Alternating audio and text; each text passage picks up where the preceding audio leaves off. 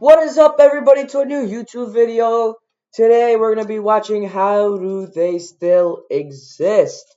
Well, like retail stores. America has a complicated relationship with consumerism and capitalism. Like, we've built entire cities around shopping malls. We put Bed Bath & Beyond coupons in a kitchen drawer and never touched them for 6 years. We let Spirit Halloween squat inside dead storefronts for 2 months. Why do we even subject ourselves to walking into some of the worst stores of all time? I genuinely don't understand how some of these places are still open. Not in like a deep philosophical way, just like, who's still going? Who's looked at Five Below and thought, yeah, this is great. Who's keeping Party City alive? I need to know. So today we're going through the worst stores to shop at. We're not just gonna be like talking about the vibes, but actually bad, like overpriced, misleading, structurally confusing, or straight up unpleasant to One store that's expensive is all the beauty exist products inside of for more than 4 minutes. Starting off, we've got Five Below. We're starting here because I feel personally wronged by this store and I've been sitting on it. Their entire pitch, the only reason this place exists is in the name. Things cost $5 or below. That's the deal. You walk in expecting this cheap. Yeah, but the thing is, their products are most likely ass, especially if you're using, I don't know, let's say a notebook or something like that. Their products are ass. There's no point in getting them. Stuff, and you walk out with cheap stuff. Very simple agreement. Exactly, like this right here costed $20, while this right here costed me 0. Like this is This is cheap, but it's definitely better than half the stuff you get at Five Below. Between a store and a customer, except at some point they added a section called Five Beyond, which is That's just stupid. Your whole sales tactic is to be 5 or lower. What's the point of adding a section that's 5 or up if your whole store's supposed to be 5 or low? not $5, it's 10, 15, sometimes 20, and it's not like in a different part of the store or color coded. It just kind of sits between the same shelves next to the $3 slime kits and the off-brand earbuds. A small sign that says Beyond, like that explains anything. So I bought a Bluetooth speaker thinking that it was $5. It was 14. I felt like an idiot at the register. The cashier. And the thing is that if you buy that, it's probably gonna be so cheap, so weak, so bland, and it's gonna suck. Didn't say anything. I didn't say anything. I just paid it and left. And that's on me for not checking the tag. I just hate it so much. The stuff that is actually $5 is a real gamble. Sometimes you'll get something that's decent and you feel great about it. And then sometimes you'll get the most ass product ever, and it just sucks. Like, I bought like a phone stand one time and I still have it. It's totally fine. But I also bought a charger cable that stopped working before I got home. It did not survive the car ride. Didn't even make it to my house. The stores also always have at least one section that looks like it got hit by a tornado. It's always the half-empty shelves and you have the products in the wrong bins. One shoe on the floor that doesn't seem to belong I went to a Five Below once in my life and it wasn't that bad. To any pair nearby. I think this just has to do with the type of clientele that Five Below attracts. 13-year-olds coming from low-income households that love demolishing stores for some reason. Forget China, I'm pretty sure Five Below is where COVID started. Like, it was probably some toddler chewing on some random thing, and they got like a weird sickness from it, and it spread across the country. So I'm telling you, that I think he's telling the truth. I don't hate this store, but I don't fully trust it either. Moving on, we've got GameStop. Now, like, I understand why this is still a company and why it's still a store, but I do not see anyone at GameStop. Like, sometimes, yeah, I'm driving with my mom somewhere, and then there's a GameStop. I'm like, oh yeah, let me look at the parking lot. No one's at the GameStop. I genuinely don't see anyone there. Now, GameStop has been dying for something like 8 years, and it since the last, well, I wasn't even born, but I used to be, and my brother told me, since the Call of Duty Midnight releases back then.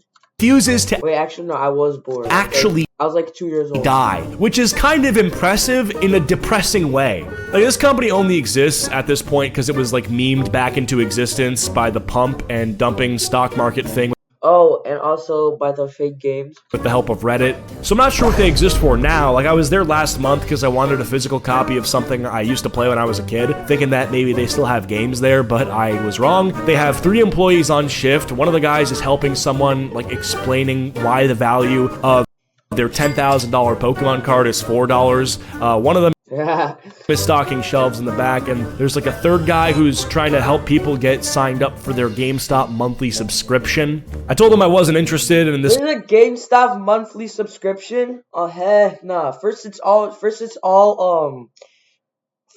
movie services, and now it's GameStop. Guy told me about it anyway for like 90 seconds. There's a point system with discounts and trade up bonuses, but it's 2026. I can't think of any reason I would actually go back to GameStop after this moment. That's like the whole GameStop experience, by the way. Like, the prices are also generally difficult to understand. Used games that you can get on Steam for $1 or $2 are sitting behind their glass case for $25. I don't know who's making these pricing decisions, because the people who still shop at GameStop are exactly the kind of people who already know how bad the prices are and will tell you immediately. It's funny because the game I was trying to buy was actually being traded in by, like, I think the only other person there. It's Red Dead Redemption 2 for the Xbox 360. Wait, Red Dead Redemption 2. Oh, sorry, I didn't see that. So if you think about it, I could have just removed GameStop and paid this guy in cash, right? He gets a good deal, I get a good deal. GameStop doesn't touch anybody in their Wait, so that means he's super young. He says, I used to play this game as a kid.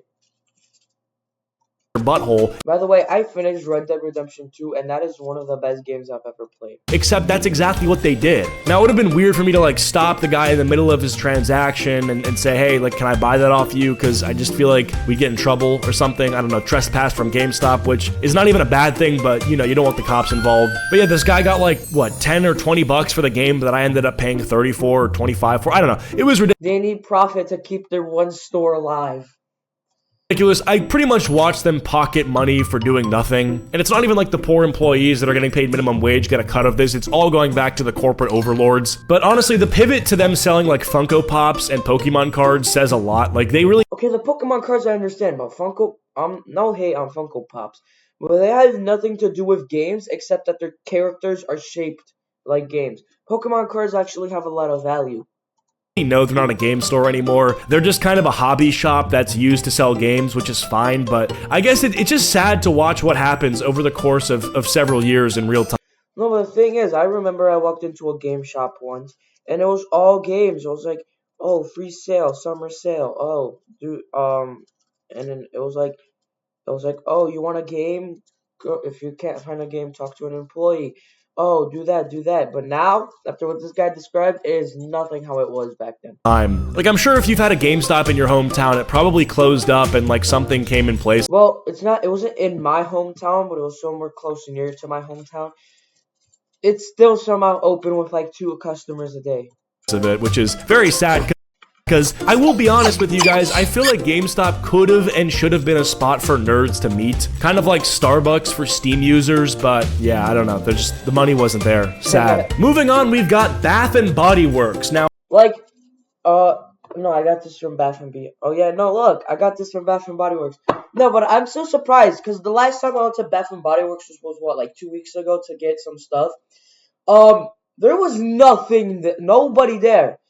2-3 people max, plus me and my mom, which is what, 5 people inside the store and 10 employees. And then they also have sales every corner you take.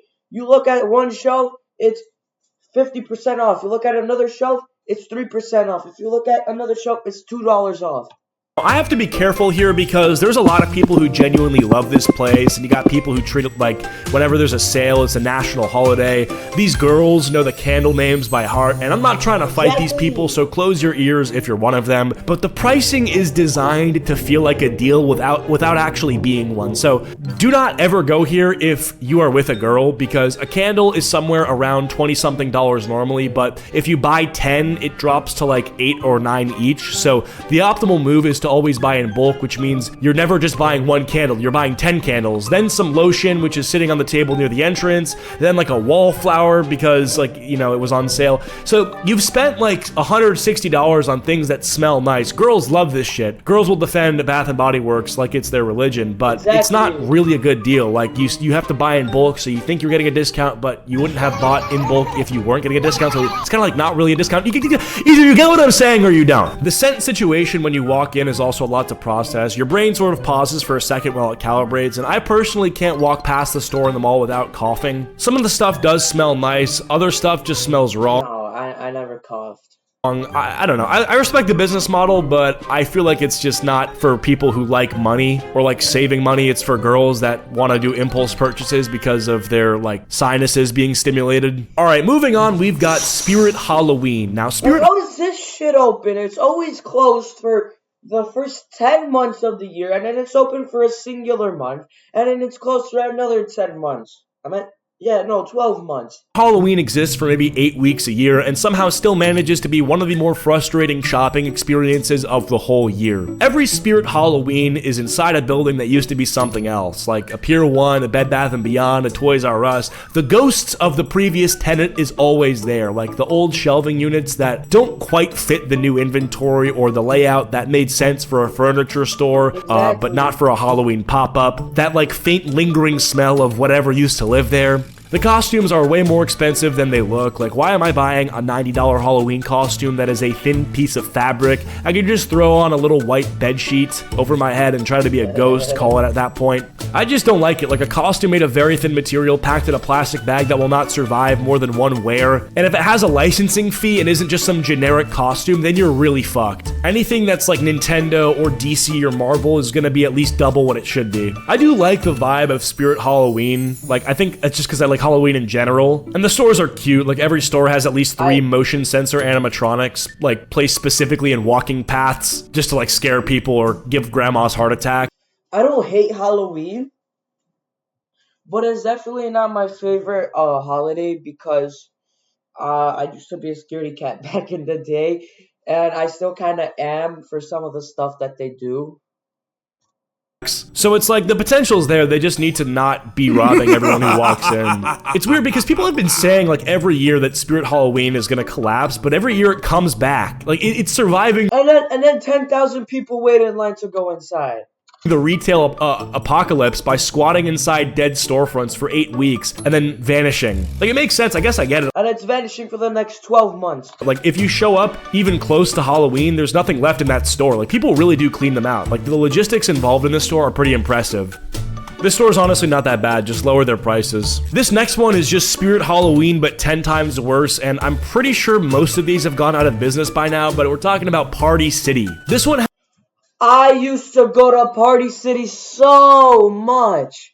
Has all of the inflated costs that Spirit Halloween has, but without any of the pizzazz. I cannot remember a single time I left feeling like something went smoothly. Like, something's always off. Like, I don't understand how any- Exactly. Oh, hold up. I went to Party City once, and that shit was genuinely scary. Because, like, you have one section that's Halloween. Well, hold up. It wasn't scary. There's one section that's Halloween. There was one section that's Christmas in, like, June. And there's one section for Thanksgiving. And then it's just goofy all over the place. anyone can spend more than... Like, who gets ready in Party City for Christmas in June? That's what they sell there. And also, you can't go over without spending, like, $50 in Party City. $20 a year at Party City. It does not make sense. Everything that it makes sense for Party City to sell, Spirit Halloween does better. And then for the rest of the stuff they sell, there's always some other store that does it better, like napkins or balloons or whatever. These are all things you can get at like a general convenience store. Yeah, and also you could get balloons at your local Walgreens or you could get balloons at your local Dollar Tree, and they're still cheap. Or like a Target. And Party City knows this, like they've been closing locations. There was a bankruptcy filing at some point, I think. The whole trajectory is just sad and also incredibly predictable, and I don't know why they haven't figured out a way to actually compete. Like, maybe they should start a subscription service and start selling Pokemon cards like GameStop. Listen, I still shop at some of these places occasionally, but a lot of these stores are just dying and it's sad to see. It's like a wilted flower. I guess just retail is in a generally rough place right now. Like, half these stores feel like they're running on pure inertia. No one's really made a decision about the direction of these stores in years, and they're just open today because they were open yesterday. But yeah, if you think a store should be next on the list, drop it below. I'm curious what you guys have got. Follow me on Spotify, leave a like and subscribe if you're new. I might make a part 2 if this video gets like, I don't know, 5,000. Alright guys, thank you guys for watching this video. Make sure to like and subscribe only if you guys like my videos, because what's the point of liking and subscribing if you guys don't like my videos? I love you guys, and comment down below what you guys think about this video. Peace.